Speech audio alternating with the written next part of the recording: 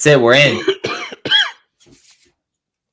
Welcome to FX3, the show where your faith gets fortified, your finances flourish, and your fitness is fueled. I'm your host, KB, the fearless, fun-loving voice of the people, and alongside me, the one and only J-Dub, a.k.a. Jeremy Whaley, the financial phenom who turns charts into fortune maps. Together, we're here to help you focus, flourish, and fire up your life in all the areas that matter. Let's freaking go. Fast free, that your spirit soar. Take finance, fitness, quit open the doors. Man, I like that song. And I got the whole song on the AI song, right? Yeah. So welcome to FX3. Faith, finance, fitness, they all meet here to help you navigate this ever-changing and complex world. So each week we break down current events, we dive into the latest stocks, crypto investments. We talk about your spiritual journey, your identity. Who are we? Where are we going? What are we doing? Your body's your temple. We'll try and give you some practical tips to strengthen your emotional strength. You know, we've learned that you got to be prepared for anything. So get you rooted in faith and hope. Have some discernment. Block out the fear. Let's go. Today we got an emergency crypto meeting. Emergency. EO emergency crypto meeting. Shit. That means executive order for all you people out there that don't know what the EO means. Executive order, crypto, Bitcoin strategic reserve. It's only Bitcoin. And it's very clear in the text, according to many Twitter accounts, Twix accounts that I saw. Very clear that it's Bitcoin only reserve for the United States, and that XRP is ruining the entire industry. And XRP is spending millions of dollars to lobby and are literally jeopardizing the national security of the United States with their insane ploy to be part of this strategic reserve and lobbying President Trump. This is absolutely ridiculous. What are you saying? If you think XRP should be involved in some kind of strategic reserve for the United States, you are mentally unstable, because clearly Bitcoin is the only crypto that matters and there are no other. XRP is just a shit coin, Jeremy. Okay. And it's insane you would consider it otherwise. Well, I've been called insane for other things. I'm trying to find the EO while you're talking, because I think you made all that up. No, this is on Twix all day today. It's hilarious. They are literally crying. I've seen this video that got reposted by Bitcoin sites. There are these huge Bitcoin accounts, and all they care about is Bitcoin. They're complete Bitcoin maxis. Yeah. And they are literally saying things like this. Where is that EO? I'm trying to find it now on the White House website, but it doesn't say that.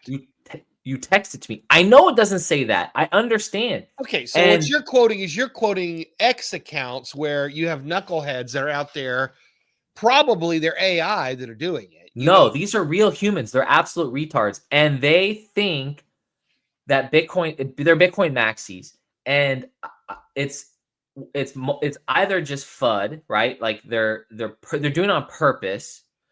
Fear, uncertainty, and doubt, if you don't know what FUD means. And so people will spread FUD about other coins or whatever.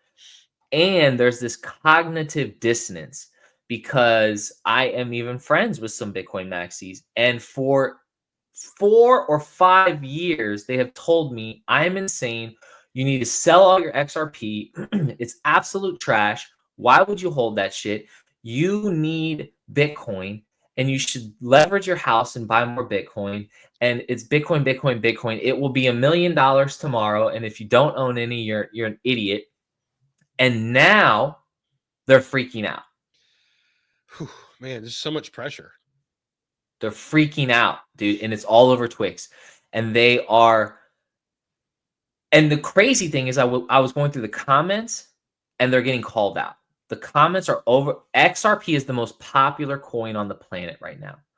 And the comments on these Bitcoin maximalists are like, your reign is over. We used to like you.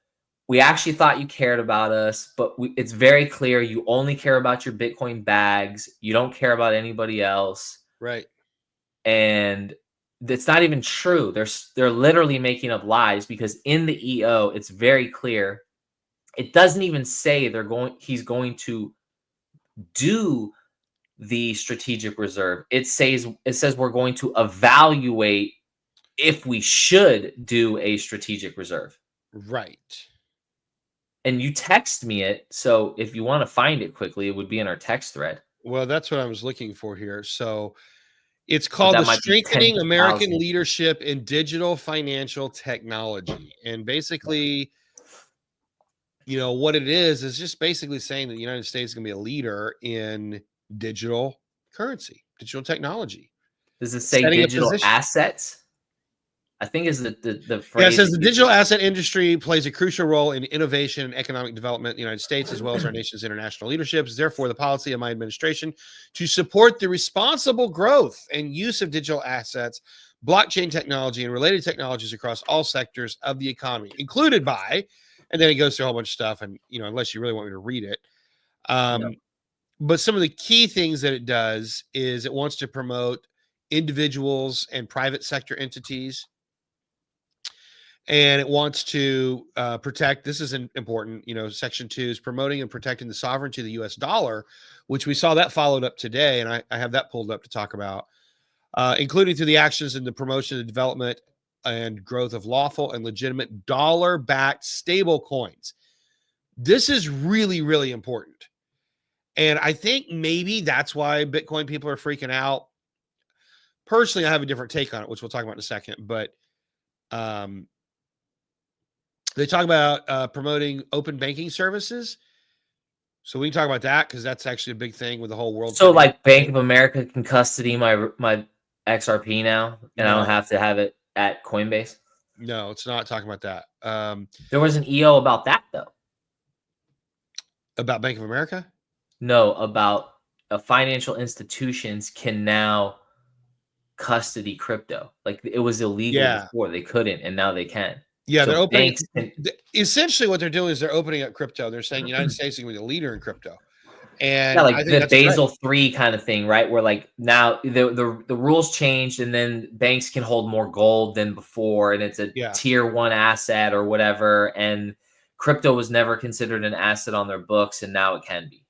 Well, it's really simple. Despite what a lot of people have said, I do not think that Bitcoin was created by the deep state. I think that it was the biggest threat to the deep state. And so, of course, what does the deep state do? Think about the deep state is basically the voice of Satan. And what does Satan do? He's a liar. So what does the deep state do? They go out and they say, oh, this was created by the deep state for trafficking. Bad. You don't want Bitcoin. When in reality, it's the thing that will take down the deep state. If it wasn't for what Bitcoin has done in crypto, you know, we'd be sitting here still making out with the Federal Reserve. And now everybody realizes because of crypto, we don't need the Federal Reserve. And what Trump has done is with this EO, which came out on the 20th, sorry, it came out on the 23rd. It's yesterday. Yesterday. Man, it feels like every day is so much news. It feels like 5 days into one. Strengthening American leadership in digital financial technology. That's the name of the thing. I read a couple of them to you. I'm going to hit a couple more that are really important. As far as I'll just go paragraph by paragraph. You want to pull it up? Would that help? You can share. You can put that on if you have it on your screen. It's a different computer. Yeah. I don't have. I can get it while you're talking. I can get it. Well, it's in that text thread between the two of us. Yeah, that's where I just found it. Since I was looking on the 20th and it was only the 23rd, I can't believe this happened yesterday because it feels like it was a week ago. I agree. Yeah. So yeah, I guess let's just break this down one by one. This is the Golden Age one, or first 100 hours historic action. No, it's the Strengthening American Leadership in Digital Financial Technology.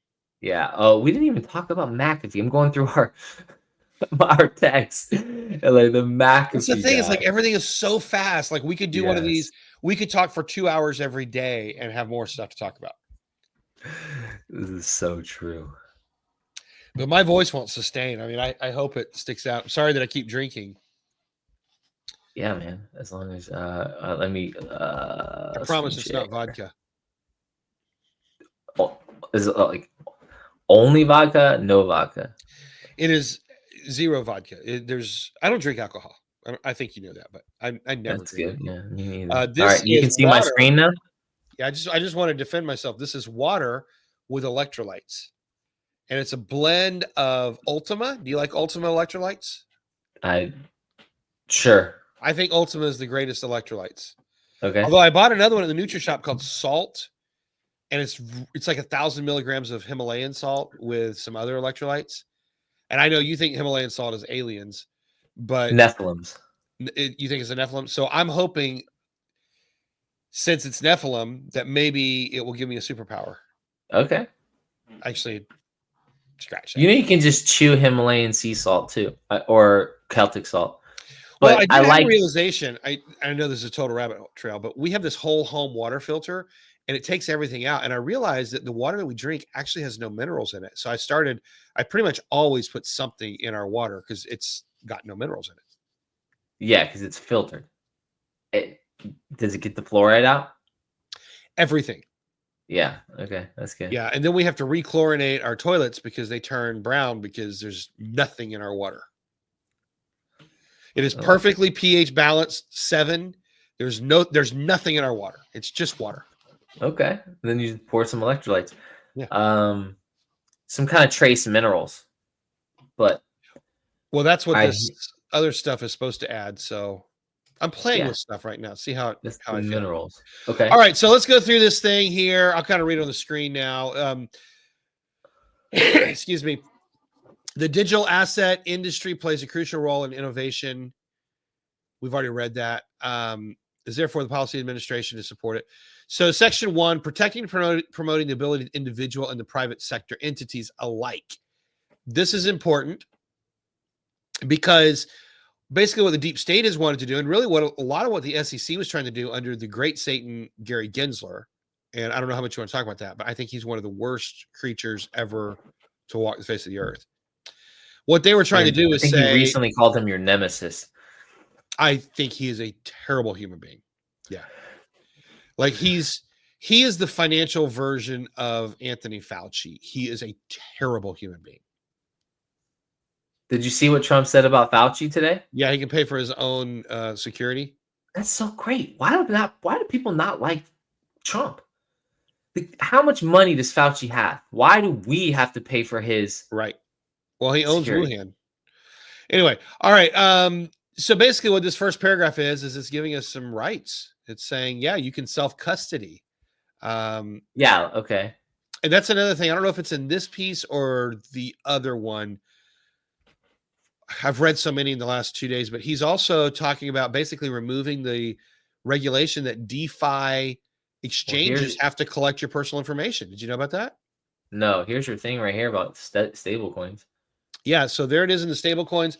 This is really important. Protecting the sovereignty of the United States dollar is really important because this takes on BRICS. I don't know if people realize that.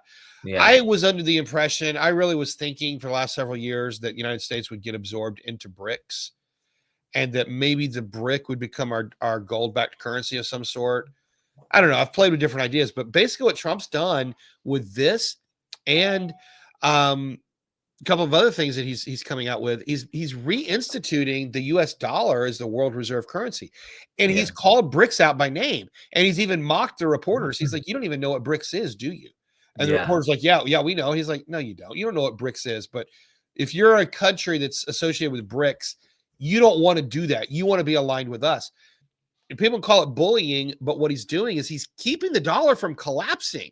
Sure. I wish that all these gold bugs that are out here screaming that gold is the only way to go. You got to go to Bitcoin. You got to go to XRP because the dollar is going to collapse. They don't realize it's not going to collapse. I've said that for 5 years. And Trump is right now saying it's not going to collapse because he's putting it in this EO that the US dollar has sovereignty. And what he's done with that second paragraph there is development and growth of the lawful and legitimate dollar-backed stablecoins worldwide. So if we can just camp on that for a minute. Well, let me ask you this. Does that open the door for two separate currencies, an RLUSD and a Federal Reserve note? And the Federal Reserve note gets hyperinflated, and the RLUSD is $1. No. Okay. Are you saying the Federal Reserve note being our current US dollar, being paper Federal Reserve note? Meaning, like, okay, because there's been all this conjecture about we're going to be treasury notes, not Federal Reserve notes, and all this and that. And so, like, this is like another 5D chess sleight of hand type of thing with this verbiage. And it's like, okay, so I'm just using the RLUSD as the example. And so you have the real US dollar, which becomes a treasury note. And then, but the Federal Reserve notes are still in system, and they have to be flushed out at some point, but the Federal Reserve notes get hyperinflated. So your gold could be $20,000 in Federal Reserve notes, but they might only be $3,000 in RLUSD. Can we come back to that? Let's read these 5 paragraphs, and let me come back to that, because I could talk probably for an hour on that one issue.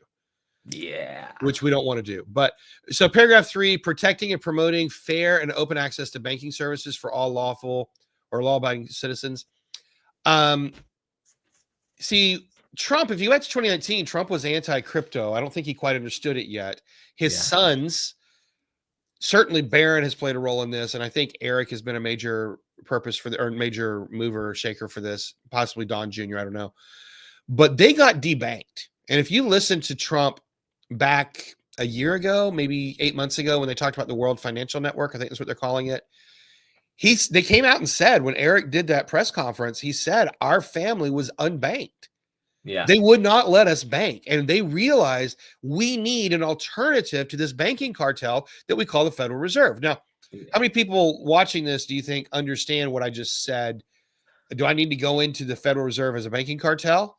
No, I mean, that's a whole different thing. But like Kanye got unbanked, and like the Nazi guy on Telegram, what the heck is that? Nick Fuentes or whatever, like he got unbanked and stuff, right? And so, and the Canadian truckers got unbanked.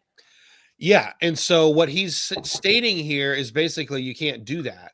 But what he's also doing is, in the process of this, because of their own experience, they realize the value of decentralized finance and decentralized banking.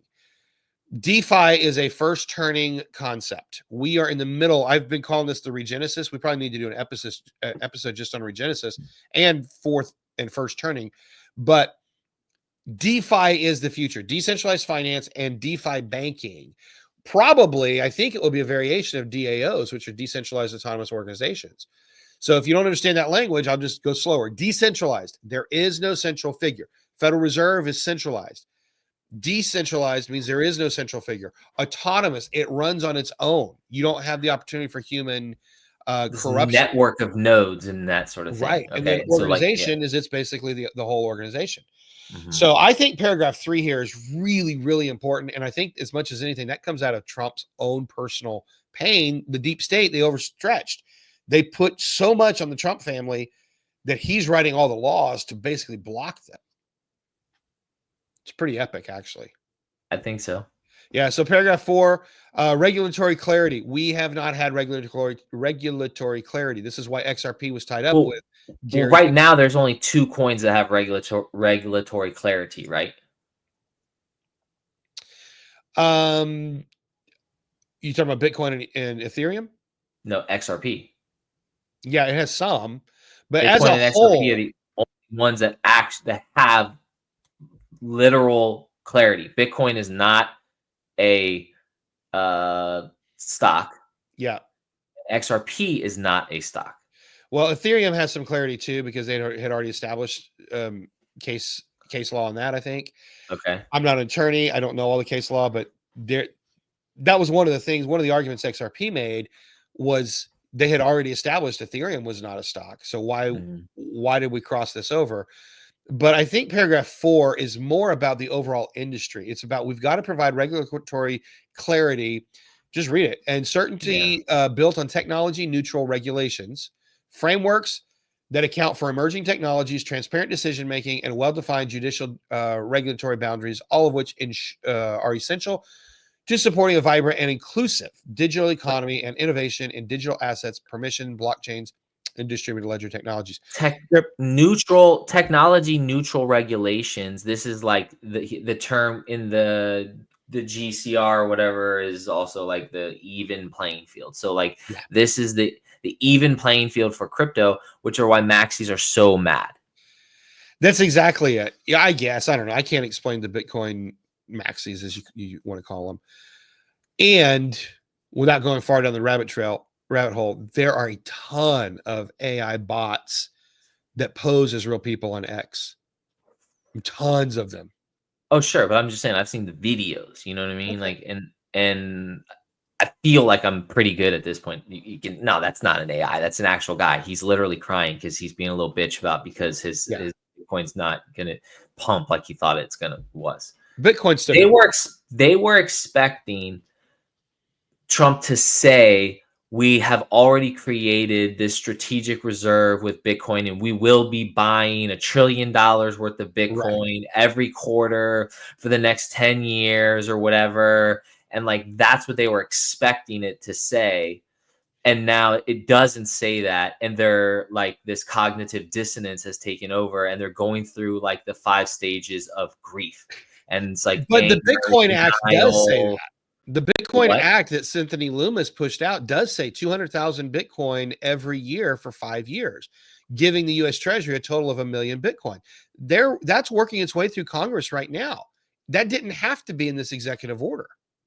Okay, so that's already happening. That's already happening. The look it up. The Cynthia Loomis bill. It's called the Bitcoin Act. But it's not. It hasn't passed yet.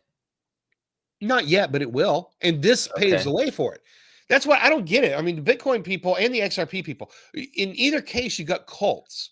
It's a total fight. It is. It's like this. Yeah. Yes. And that's what I've argued for years, which is why people get really mad at me. And a lot of the red pill people won't have me on their shows because I will not carry the cult line. I'm like right down the middle, and I see it from both sides.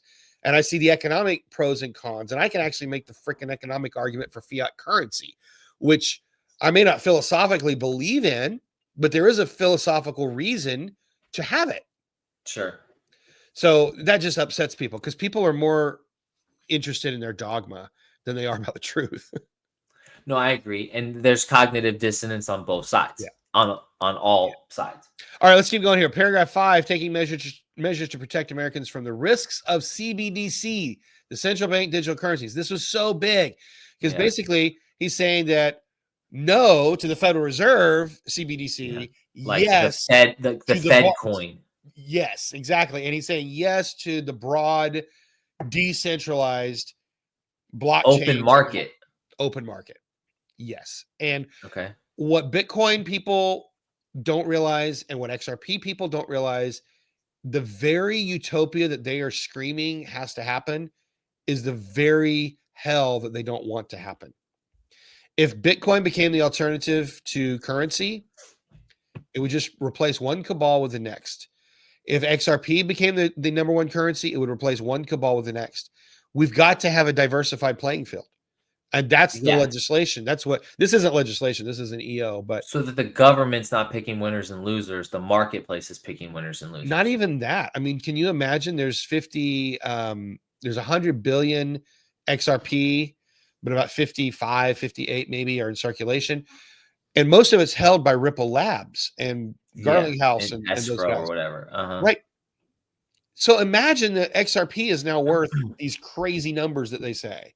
Let's say 589. On the thumbnail, I'm going to put 589 XRP 589 to the moon.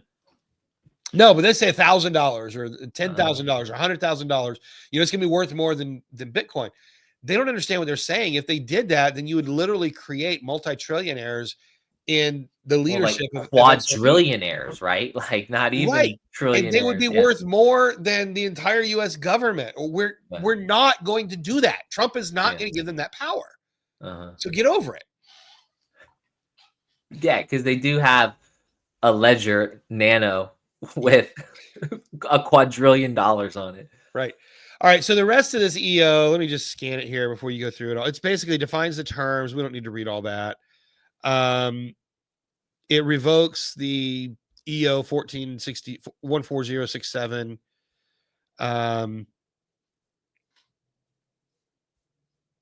Yeah, you don't need to read the rest of it. The key ideas, although section 5, if you read down there, I do appreciate this. Via executive order, he has written in, go on down to section 5. Via executive order, explicit prohibition of central bank digital currencies. People that have been so worried that we're going to have a CBDC.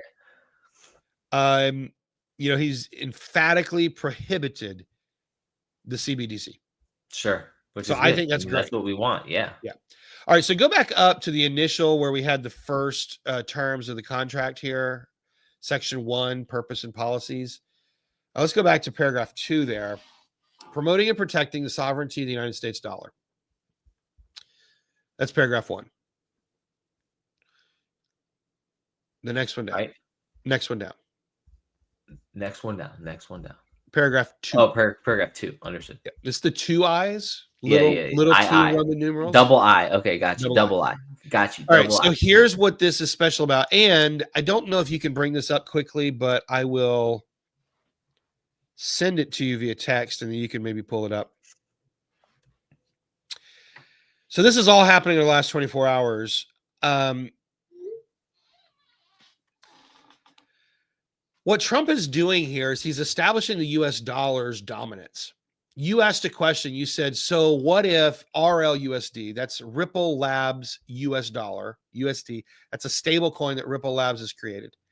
You said, what if that becomes the new currency and then there's a Federal Reserve note over here? What he's established here is the US dollar, United States dollar, is going to maintain its sovereignty. What we have called the US dollar currently at this moment is a Federal Reserve note.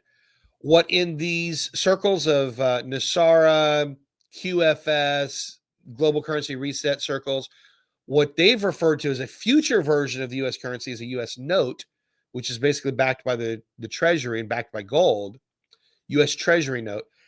I believe, based on what we're seeing right here, we're seeing the whole picture come into fruition.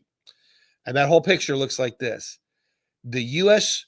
note is not going to be called U.S. note. It will be a U.S. Treasury note. It's still going to be called the U.S. dollar. So what's going to change is the U.S.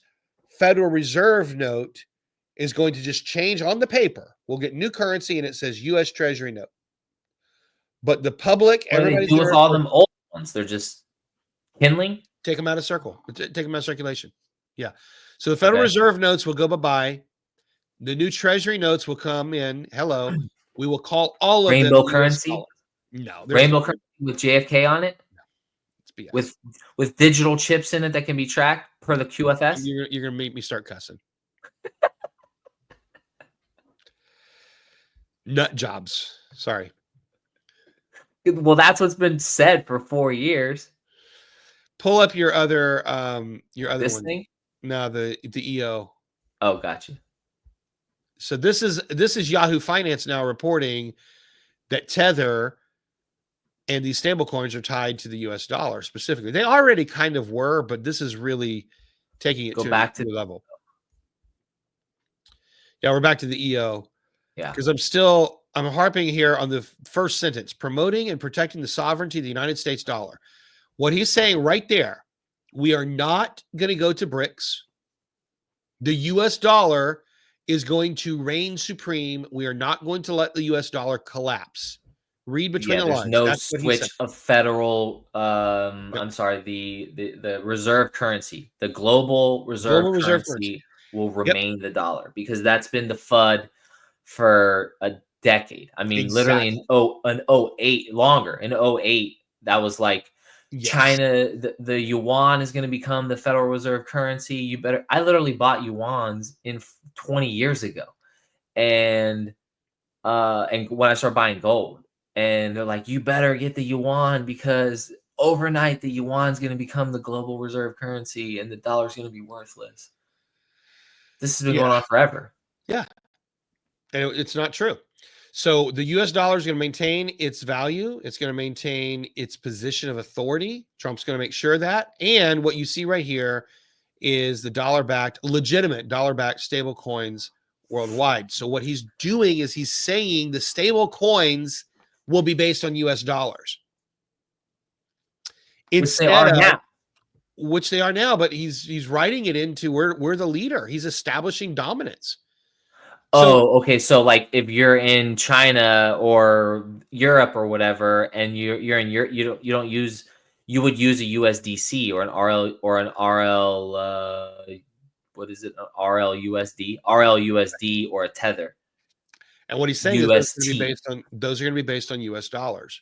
Are those the three big ones? Well, RLUSD is not big yet. USDC, USDT, yeah. USDT, USDT, right? USDC, and that's it, right? There's other stable coins, but those are kind of the two big ones right now. But those are the if you pull up coin market cap, you can see it'll tell you what it'll tell you. And let me see how you can easily organize this.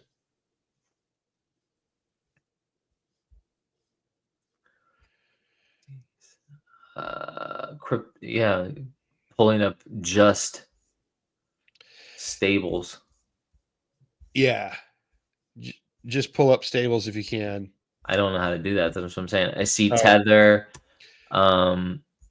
Tether's the 4th largest market cap. USDC is the 7th largest market cap, and that's exactly it. So if you look at that, can you pull it up so we can see it?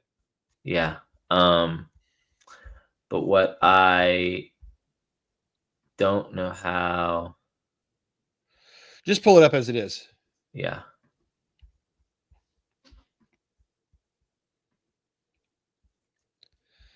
And here's what people don't realize. Just stopping right there at the top. Go up one so we can see Bitcoin. Most people just have no idea how small XRP is relative to Bitcoin right now.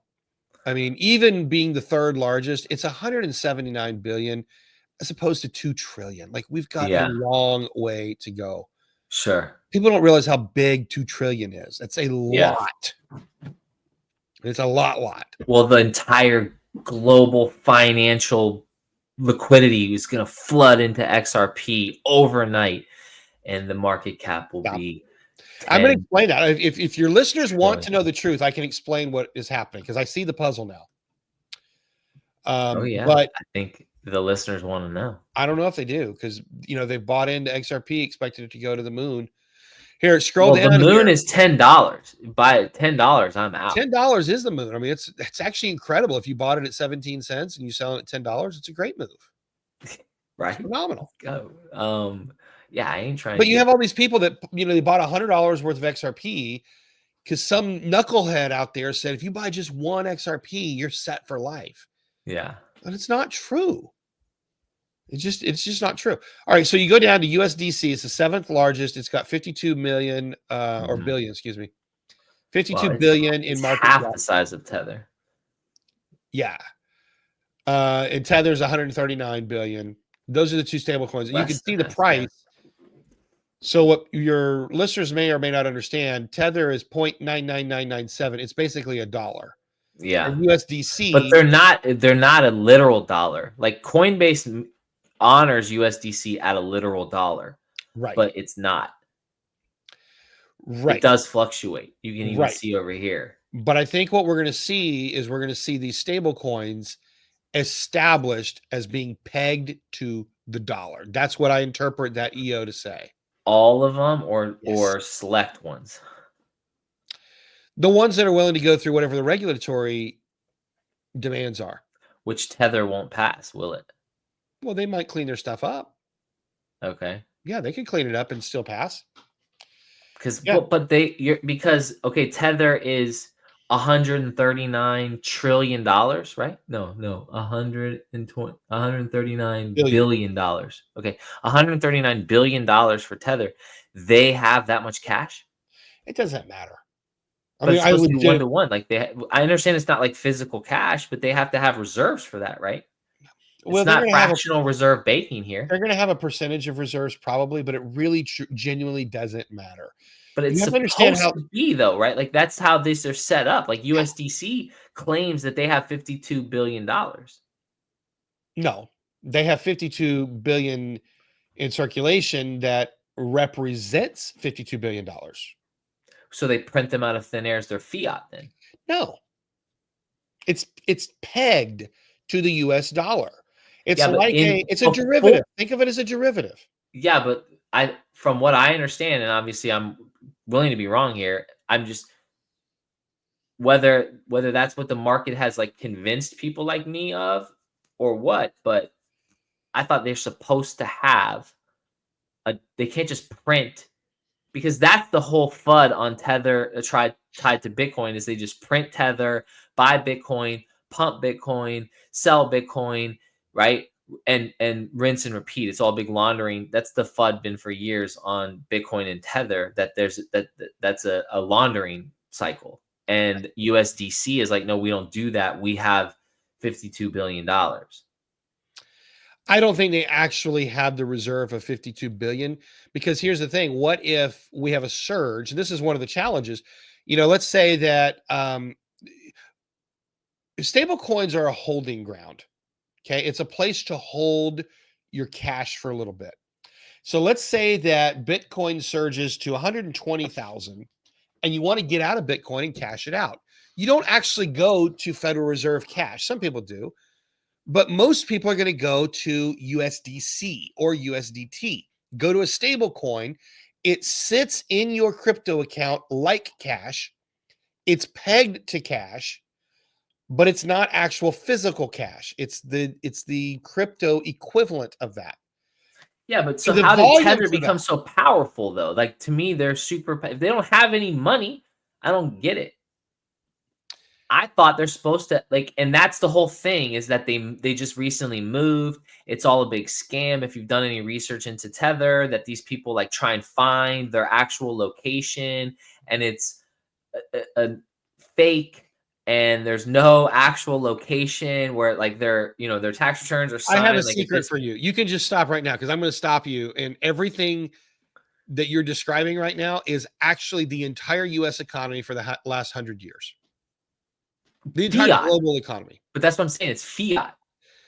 But it doesn't matter. That's what the economy operates on. The country, if the world cannot go to a complete fixed gold standard the way people think that it needs to go, they can't do it.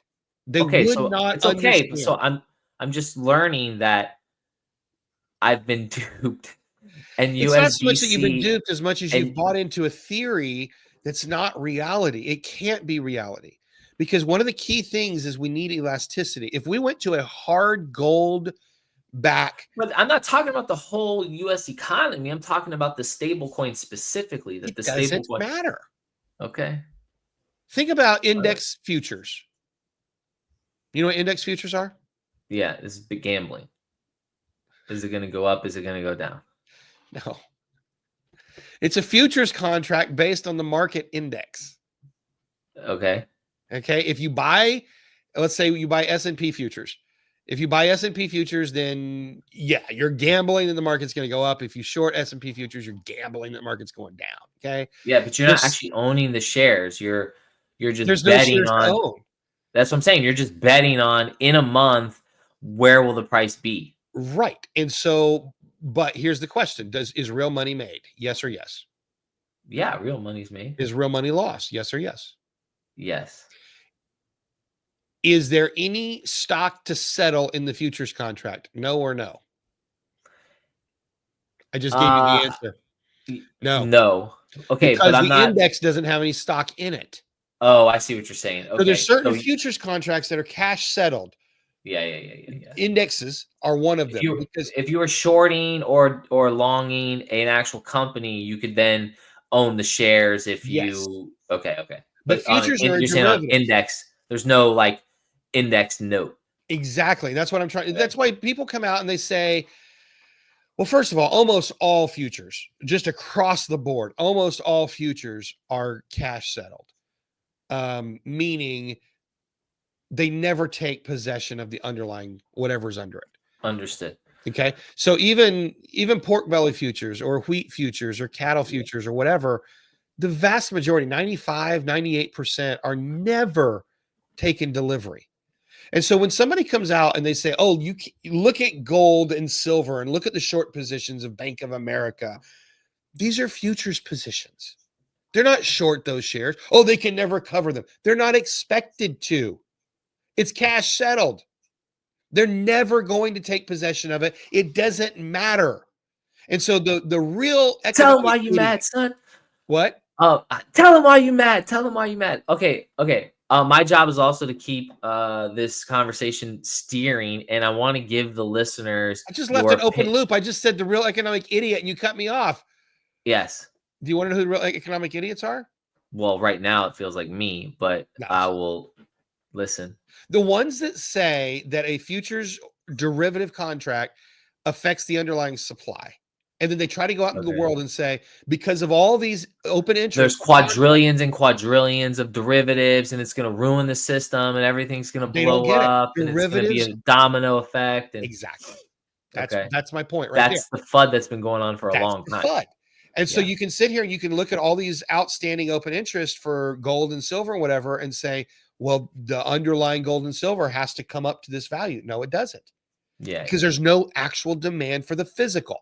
Now, let's bring that right back to what we were talking about with crypto. In the same way, Tether, USDT, USDC. Let's say that somebody started off with $100,000 and they bought Bitcoin. So they convert their USDC stablecoin over to Bitcoin. Now Bitcoin goes from 50,000 to 100,000. They doubled their money. Where did it come from? It came from thin air. But that's the way asset appreciation is. So now they go back to USDC.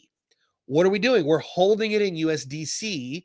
It's convertible to US dollars, but USDC doesn't have to have that dollar. What they're doing is they're going to, through numbers, through digital, they will convert it back to US dollars if they want to into your bank account, but there's no US dollar there.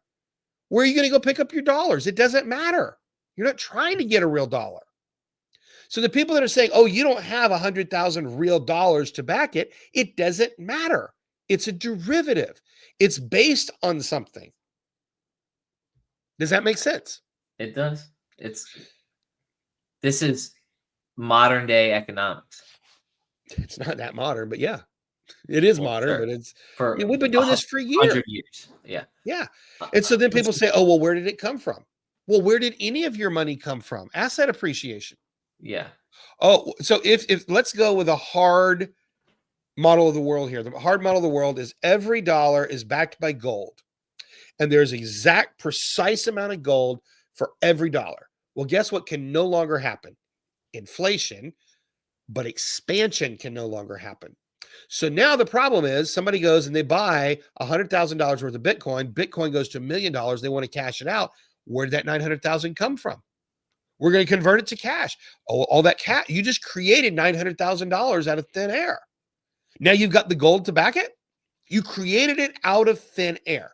Someone says, oh, that's why I hate crypto, because crypto's fake. It's all digital. It's not real. Well, you did it with your stock. Okay, yeah, so you buy Apple, you buy 100,000 of Apple, and it goes up to 200,000 in value. You just created $100,000 of money out of thin air. Oh, but Apple, they are actually moving products.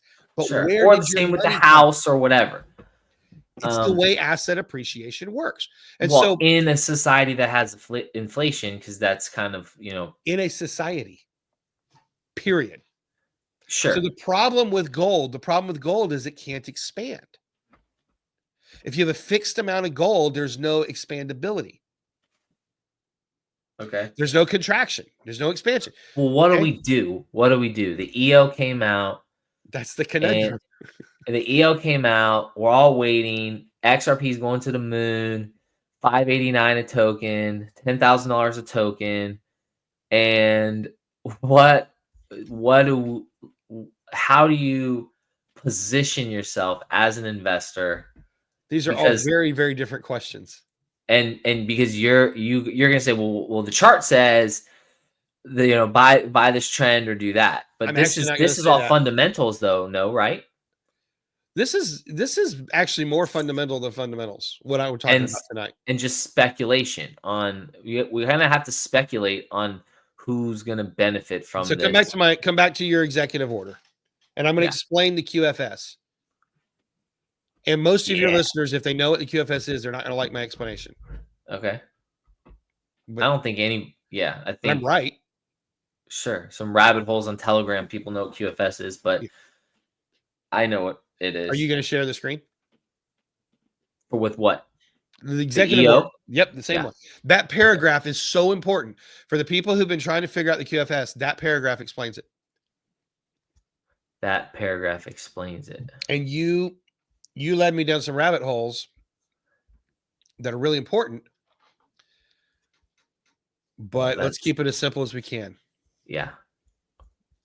And I realize that sometimes I go a little far. Well, me too.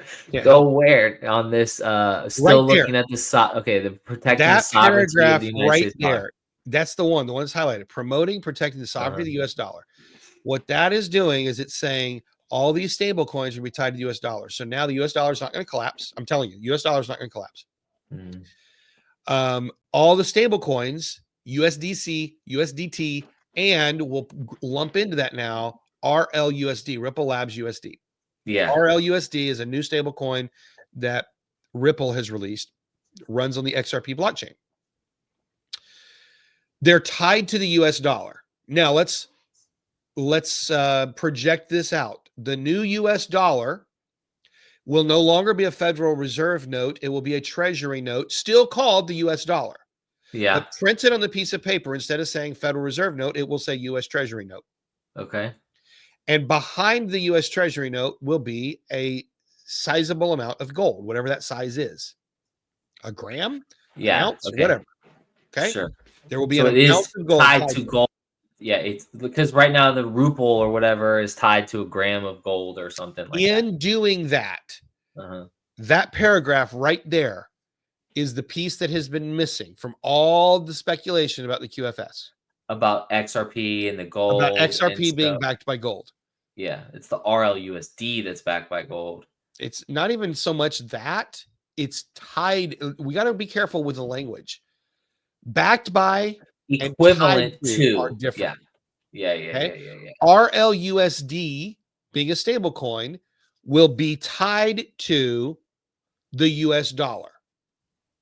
And the US dollar under the Treasury will be fixed and backed by gold. So by proxy, RLUSD is backed by gold. And by proxy, XRP is backed by gold worth $1,000 a token. Wrong. Completely wrong. Understood. That's the thing. I get it. Because RLUSD is just a stable coin. So same thing USDC, same thing USDT, these three stable coins. And, if there's a couple more or whatever, hopefully not Luna. And they are essentially tied to gold through the dollar being pegged to gold at some convertible rate at $5,000 an ounce, $3,000 an ounce, $10,000 an ounce, whatever it is. Right. So what I want everybody to understand, I've been making this argument for 5 years. XRP is not backed by gold. I want everybody to understand that. And you're going to get haters. People will never subscribe because of that. But I'm just sitting here screaming the warning signs. XRP is not backed by gold. XLM is not backed by silver. The best I can tell, those rumors were started by Charlie Ward in 2020. Literally the very sentence after he said, they use me for disinformation. Oh, guess what? XRP is backed by gold. But you just said that they use you for disinformation. And now you release disinformation. Whiplash and all of these clowns. Yeah, it was all a disinformation campaign. And I've been saying that for 5 years. And I'll go a little further here.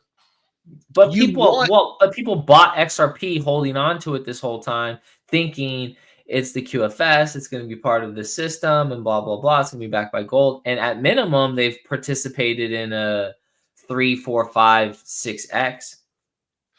So I'm going to prove this to you right now. If people can dissociate from their dogma and hear the truth of what I'm going to say, everything you just said is actually true. Yes, XRP is part of the QFS via RLUSD. Mm-hmm. But no, XRP is not backed by gold. Mm-hmm. And you don't want it to be. And I really want your listeners to understand this. You do not want XRP to be backed by gold, because if XRP is backed by gold, it can no longer go to $10. It can no longer go to $50. It can no It's longer go fixed. to 1,000. It's fixed. Yeah. What you are seeing with RLUSD is literally the backing of the XRP based stable coin tied to the US dollar via this executive order by gold. So in that way, it's backed by gold. But XRP, the blockchain, and the XRP token are not backed by gold. And you don't want them to be. Yeah, I understand that. Is the RLUSD the mark of the beast?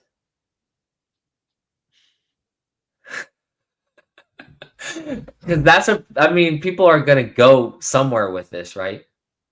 Like, no, I understand the CBDC was ruled out, but now RLUSD is the CBDC. Well, I think from my reading of the executive order and the Yahoo article that we brought up,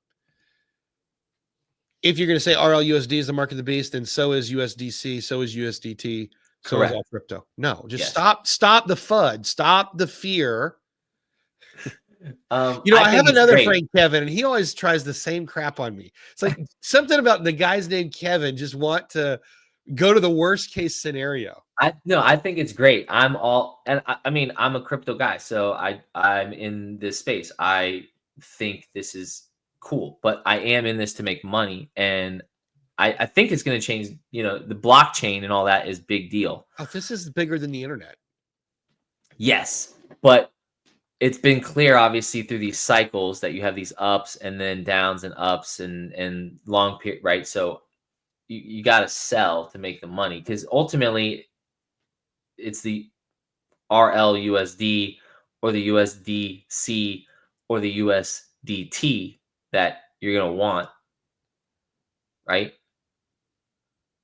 That's what you spend, and they're not volatile. Not necessarily. They're a dollar.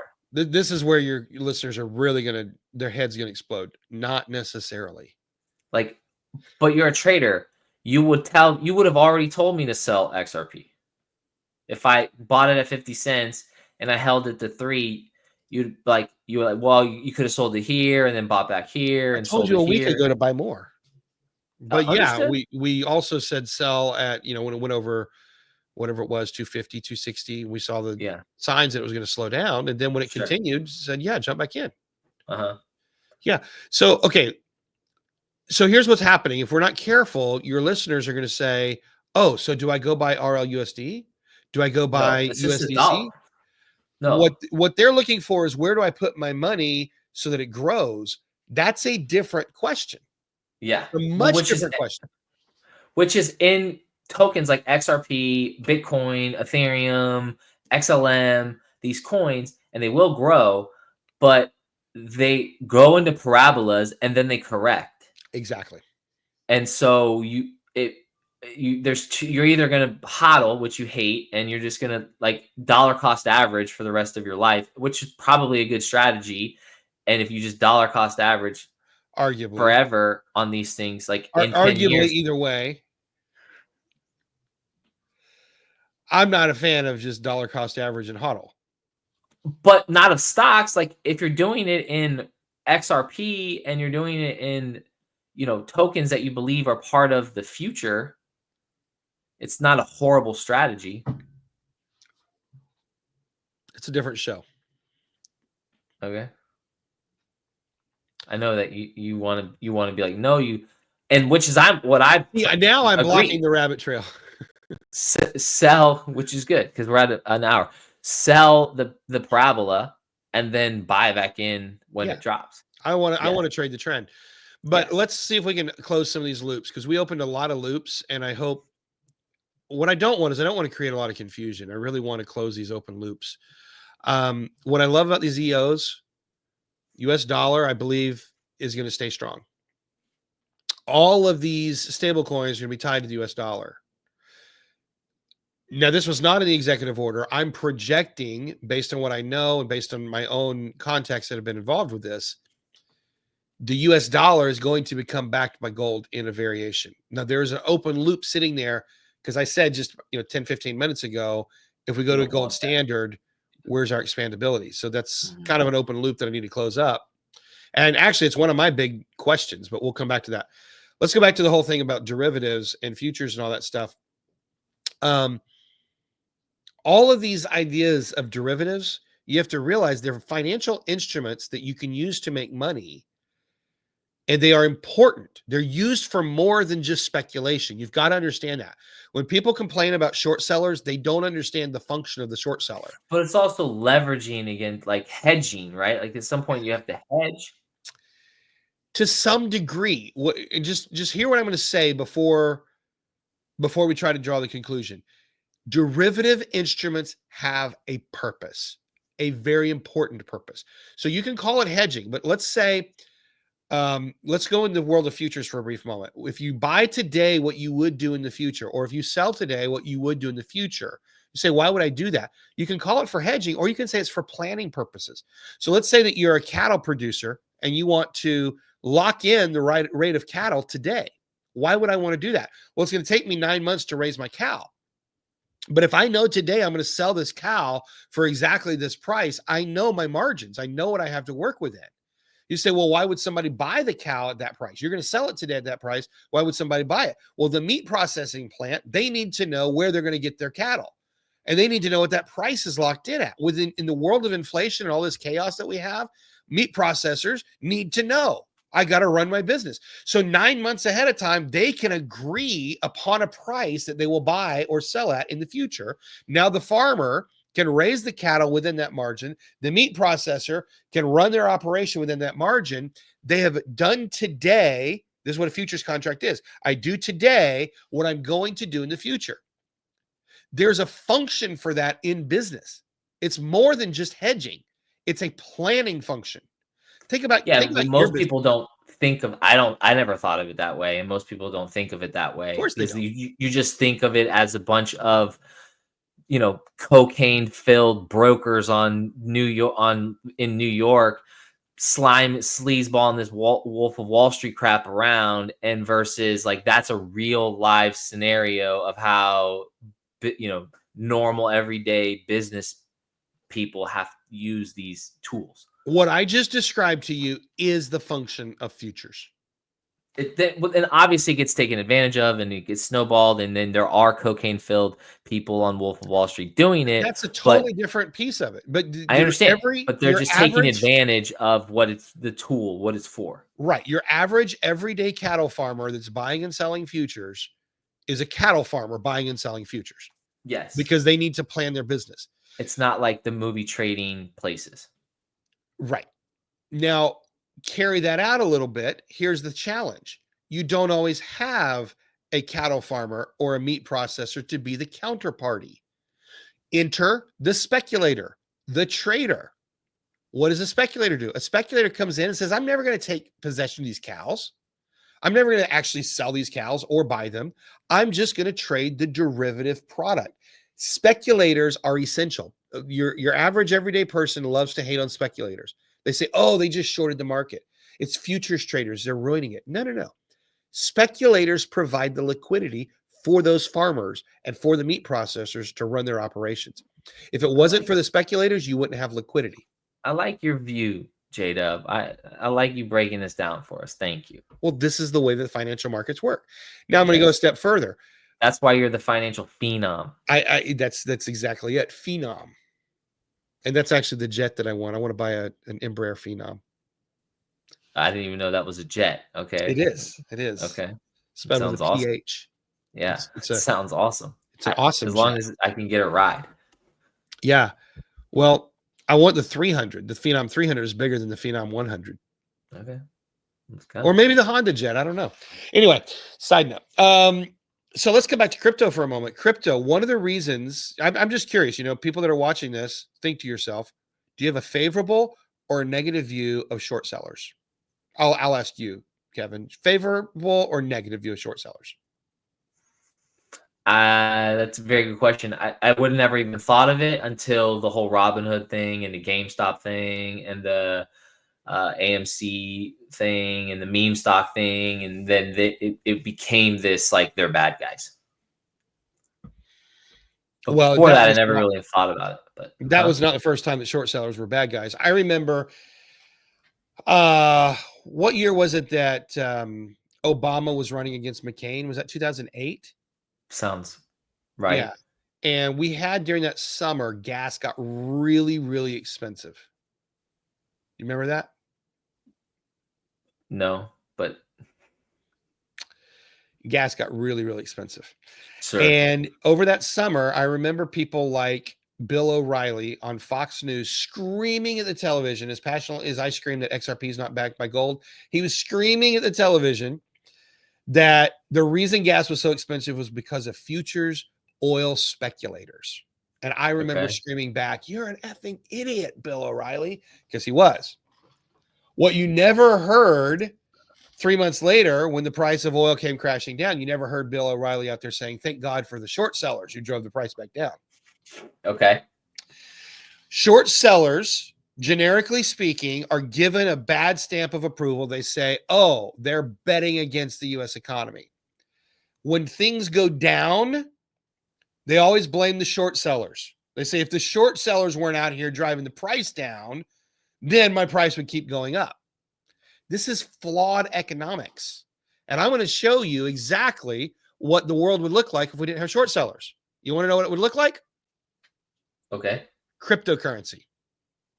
One of the reasons that you have these massive parabolic moves up and massive crashes, Bitcoin goes from 20,000 to 100,000 and back down. Well, let's use real numbers. You know, we went from 6,000 to 60,000 back to 30,000. Yeah. Okay. 10x gain, 50% crash. And you see all the emotions with that in the crypto space because crypto traders are not that educated when it comes to actually understanding financial markets. As a whole, broadly speaking, crypto traders are younger. They haven't lived economic cycles and they're not educated on economic cycles. So they say it's a crypto crash. It wasn't a crypto crash.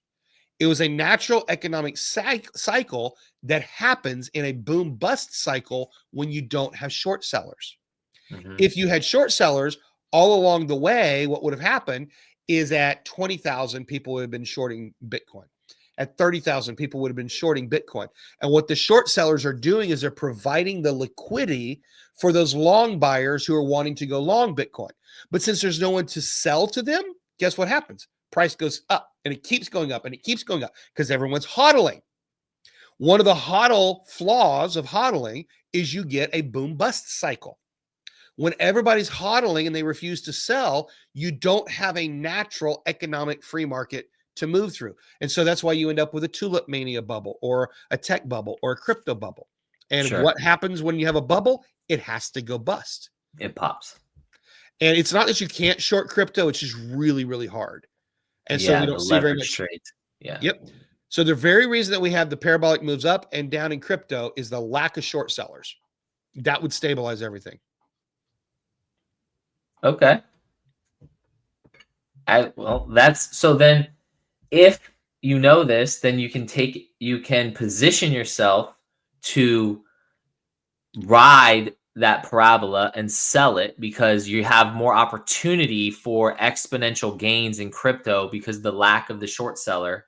So if you're aware of this and you see the trend and you see the bubble building, then you ride that. And at some point you do have to exit the top of that because there is a crypto crash, which is a natural correction occurring to bring it down closer to moving averages.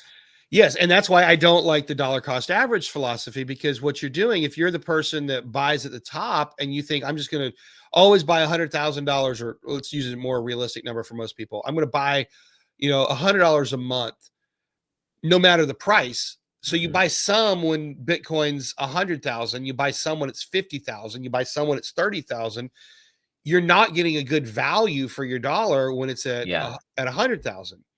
That's the old school, the 20th century model in a normal stock market where there are short sellers and you don't get parabolas like that. even then, I'm going to argue I don't like dollar cost averaging. It's a lazy solution for people who don't know how to read a trend. Understood. It's for people who, yes, and they just don't want, they're not investing. They're just, or they're in, they're just mindlessly doing They're it. just throwing money into it and they're thinking it's going to outperform. But even then you get into this whole economic cycle where people say, well, it's not economic cycle, it's an idea, it's a philosophy that prices should always go up. They shouldn't always go up. Mm-hmm. If prices always went up, then charts would look like stair steps, and every time new data came out, this is why I'm not a fundamental trader. If fundamentals were true, then every time new data came out, we would revalue. But that's not the way the market works. The market looks chaotic. Why? Because it's not driven by fundamentals. It's driven by emotions. So the moment you take the fundamentals out and you realize that I'm analyzing emotions, not fundamentals, everything changes. It's like shooting fish in a barrel. But you got to divorce yourself from this idea that the fundamentals is what's really driving it. Okay, well, you guys, that's why you got to go see Jeremy at trademaestro.com so that you can know how to read the charts, track the charts, and trade the charts. Yeah. Okay. Fundamentals are valuable if you're buying the dental practice down the street. Fundamentals are really valuable when, if you wanted to sell your roofing company and I wanted to buy it, we would get into the fundamentals to figure out a fair market value. But when you look at, for example, Tesla, I'll pull it up right now. Tesla has a market cap of 1.3 trillion. Sounds great, right? Their annual revenue is 96 billion. So that's a 10x. It's just a number, 96 billion. Their net profit margin is 15%. Now, that's just a number until you look at Toyota. I'm going to pull up Toyota. So 1.6 trillion, which is what? Or was it 1.3 trillion? I think it was 1.3. Let me look at the number. 1.3 trillion. So it's 13x. About 100 billion in revenue. 13 times that is the market cap for Tesla. Yeah. Now let's compare this to Toyota with 15% profit margin. Toyota has a $252 billion market cap. 252. What do you think their annual revenue is? 300 billion. 311 billion. Yeah. It's less than 1-to-1. What's their profit margin? 11%. So here's what happens. You run those numbers. Toyota year over year, Toyota's stock and their financial statements look as good as their engines. They just run. $300 billion, you could go buy Toyota. And running their system, you're going to get $30 billion a year coming into your pockets. $30 billion in profit. You go to Tesla, and they're going to give you $100 billion a year in revenue, 15% profit. So you're going to make $15 billion a year. Not shabby numbers, but it would cost you 1.3 trillion to buy Tesla. Yeah. As a company. On paper, fundamental wise, Toyota is an exponentially better deal. But there's no emotion in Toyota. They're boring. But it doesn't matter because nobody freaking cares about the fundamentals. That's what I'm saying. It's all an emotional trade. And everybody's like, Elon's cool. Teslas are cool. Like, it's the new thing. So the stock's up. The Tesla Toyota comparison is the greatest ever. Okay. Because you cannot make the argument. You cannot look at these two stocks and say fundamentals matter. Tesla's exponentially been a better investment. I agree. Yes. I prefer the term speculative trader. But speculation is not fundamental. Speculation is emotion. Yeah. Okay. Yeah. Highly emotional guy. Yes. Yeah. You ready for this one? This one makes no sense to me. And we don't have to talk about the nerdy stuff all night. But NVIDIA, what do you think the market cap is for NVIDIA? Trillions, but it's what, a 20x to its 3.4 trillion. Yeah. So it's worth almost three times Tesla. Yeah. It has 50% of Tesla's revenue. Okay. Yeah, so it's 60 billion in revenue. an It's 3.4 exponential. trillion in market cap. Does it justify it? No. Does it matter? No. We Well, traded it the entire way up. If I took even a glance at the fundamentals, I would never have touched it, and I would never made any money with it. But we traded yeah, it the entire ride. it's the hot thing. It's the Yes. moon rock. So why do I not care about fundamentals? Because they don't matter. And I'm with you. I am not a fundamental trader. I'm not looking You at. were a week ago. What happened? No, I'm a speculative trader, and we're using this linguistic issue. I'm not. We're referring to something different, and I'm calling it fundamentals. Fundamentals to me are like buy the rumor, sell the news. Speculative of I like to project and be a forward thinker that I see value in XRP, so I'm buying it at 40, 50 cents, and I don't trade the swings. I hold it because whether it takes me 1 year or 5 years, I think it's going to be worth $10 or whatever, right? Like, That's not a fundamental. That's a strategy. So yeah, the fundamental argument is the people that say, they try to say, well, if X percentage of the global economy ran on XRP, then it would have to be this value. That's a fundamental argument. It's a mathematical. yeah, which not me. No. And I'm just saying, like, I see in anecdotal evidence, I have done testing over and over and over through crypto networks of sending small amounts, large amounts from this wallet to that wallet, from this exchange to that exchange. And Bitcoin and Ethereum are slow and expensive, and XRP and XLM are fast and cheap. Agreed, So 100%. Experientially, way better. Correct. And better than And Solana. Solana's slow as crap. Agreed. And the network goes down and the whole deal. Like, so those two coins, XLM and XRP, experience and anecdotal evidence to me they are the most superior performers of what they're supposed to do. They're supposed to move money or whatever, right? Yeah. So like one is more peer-to-peer and one is more institutional or whatever by design. But either way, if I needed to send you money, I mean, obviously I just use like Apple Pay or whatever, right? But it's the easiest way to send someone money is you just text, money.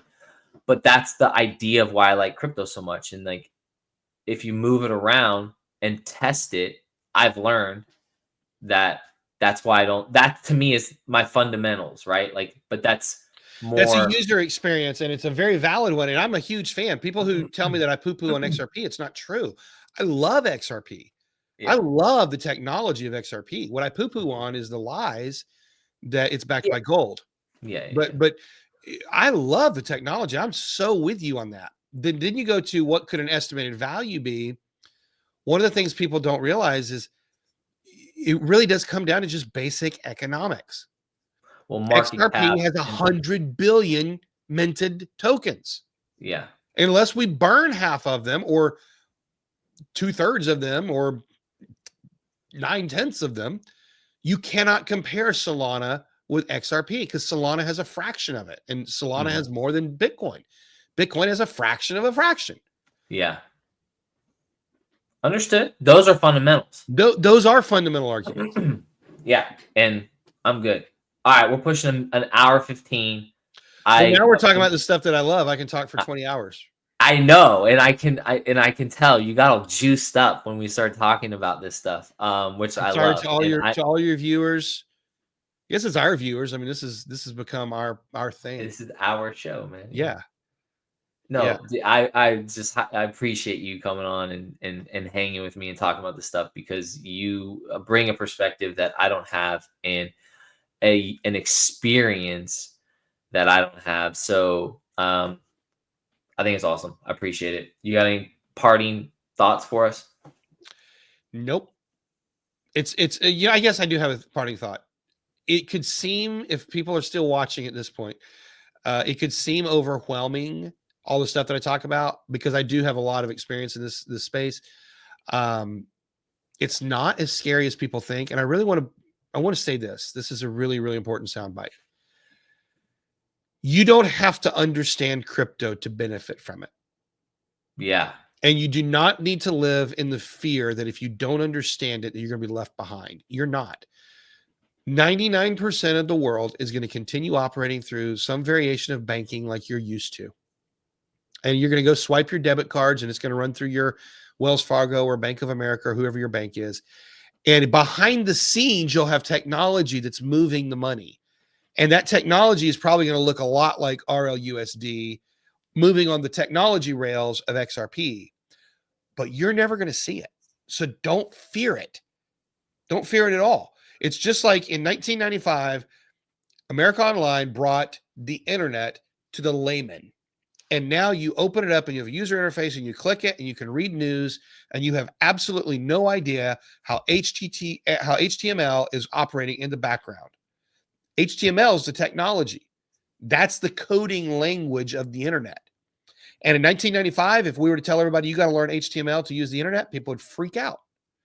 But they made it a user interface that was really easy. And that's what we're seeing developing right now. So don't freak out if you don't understand the technology. You don't have to understand it to use it and for it to make your life a lot better. Agreed. Well said. Well said, Jeremy. Thank you. All right. Appreciate you guys watching. Make sure you like, subscribe, follow Jeremy on YouTube and Facebook and trademaestro.com. Absolute genius over here. Great thank you to you, and we'll see you next time.